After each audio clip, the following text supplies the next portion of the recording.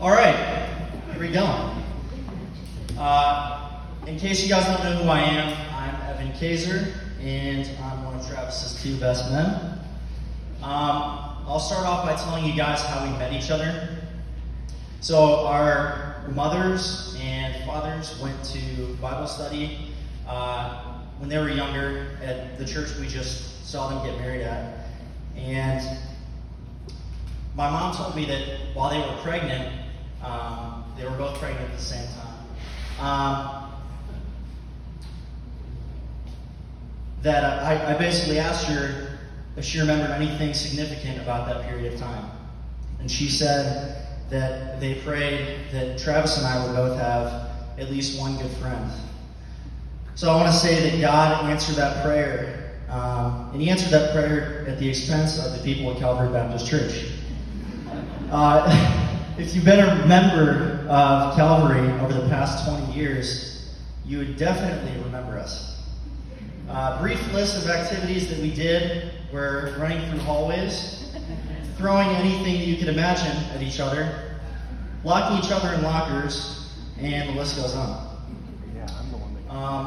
But yeah, it was a blast and just a blessing to have so many awesome people just give us grace at such a young age, being little crazy kids.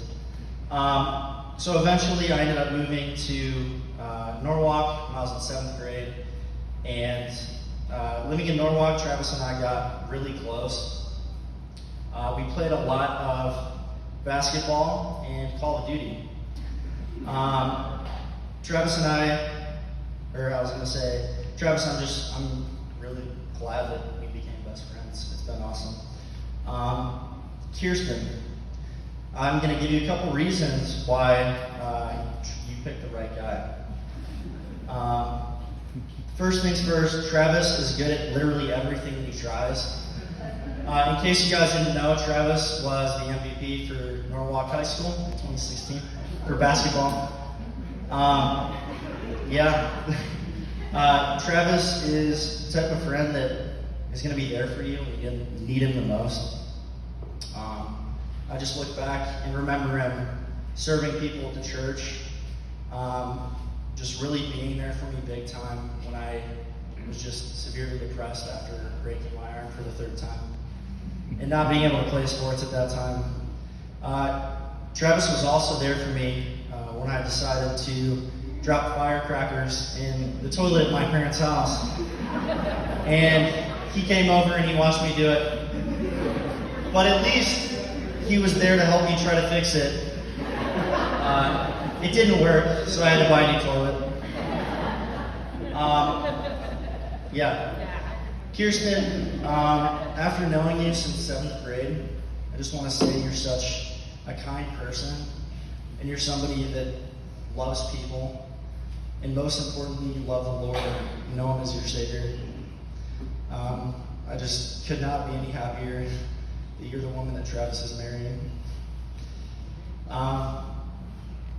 So in the future, I just see an amazing future with the two of you guys, as long as you continue to live out what you learned in your Christian households. I see you guys as a great married couple, great parents, and awesome in the workplace as well.